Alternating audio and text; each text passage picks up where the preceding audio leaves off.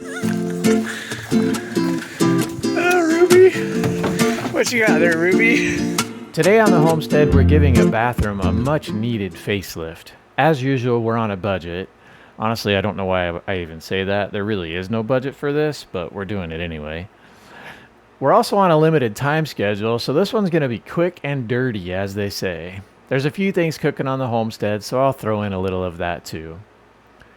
There's a few things about our bathroom we don't like that I can change pretty quickly, so here we go. Let's start with tile.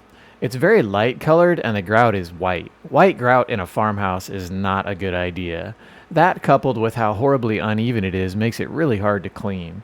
Check out here where it meets the baseboard for reference. There's also this little screw up with the vent location that someone did when they retrofitted central air into the house. Yeah, that was me. I'm not a fan of the mint wall color, especially when it's on the ceiling as well, so we'll take care of that. The tub isn't attached to anything, so it slides all around. It also drains really slowly. Turns out it's attached with an accordion-style flexible pipe, so that needs to be corrected. Incorrect caulk was used in the shower, so it's molding and it looks really bad. The drywall work, as per usual, isn't great, and I don't like the texture. So we'll see how many of these things we can make better as quickly as possible for as little as possible. We're not removing the tile this time, and while it goes against my instincts, we're putting the vinyl planks right over the top. We had this flooring left over from a previous project, so free it is.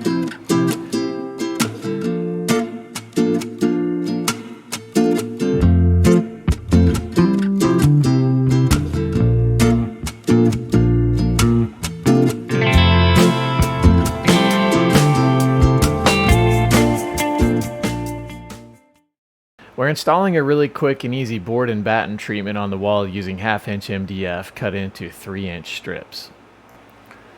Day 2 went by without a whole lot to show off. Lots of slow and boring painting and getting things ready for visually interesting things on day 3. Speaking of interesting, here's our 4-month-old Jersey Holstein future milk cow out grazing in the yard.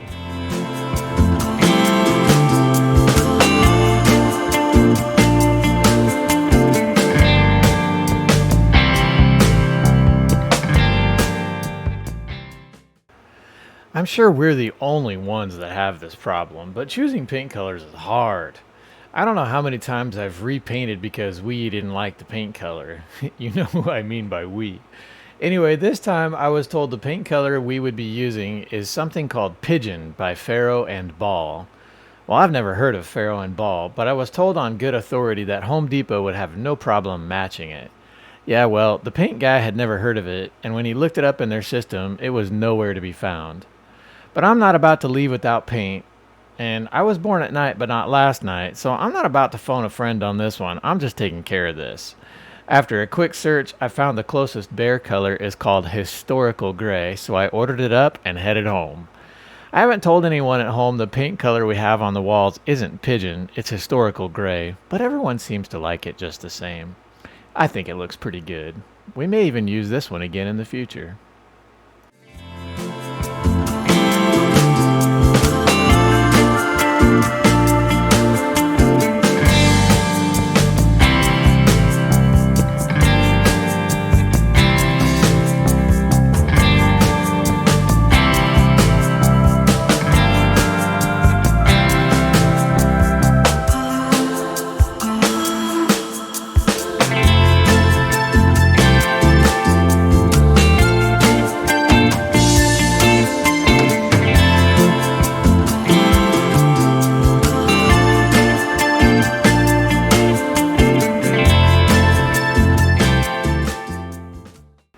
Not bad for a few days' work, some leftover materials, and a white lie or two.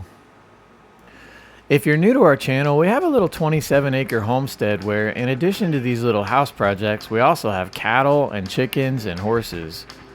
Turns out a turkey from the farm across the street escaped and has taken up residence in our orchard.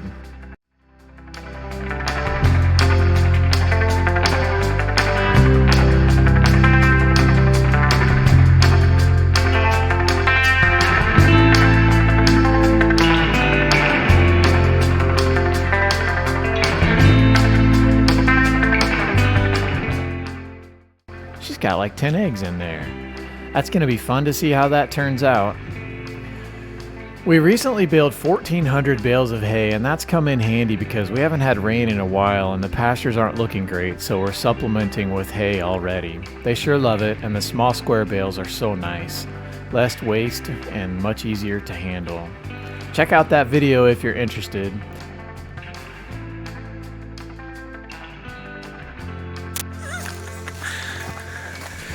Ruby, what you got there, Ruby?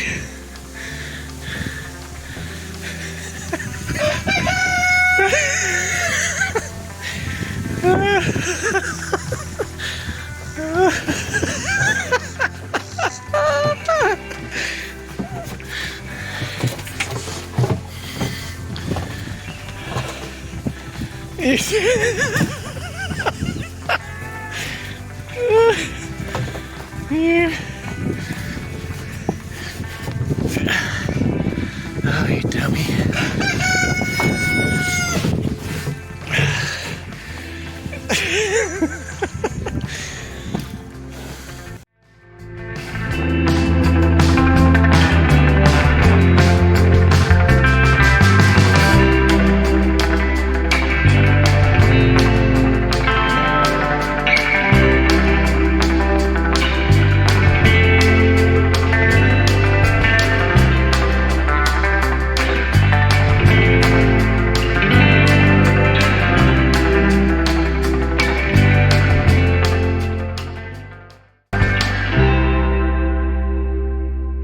If you've liked this content, please consider liking and subscribing. Even just a quick like really helps our content get out there. Thanks for watching and have a great day.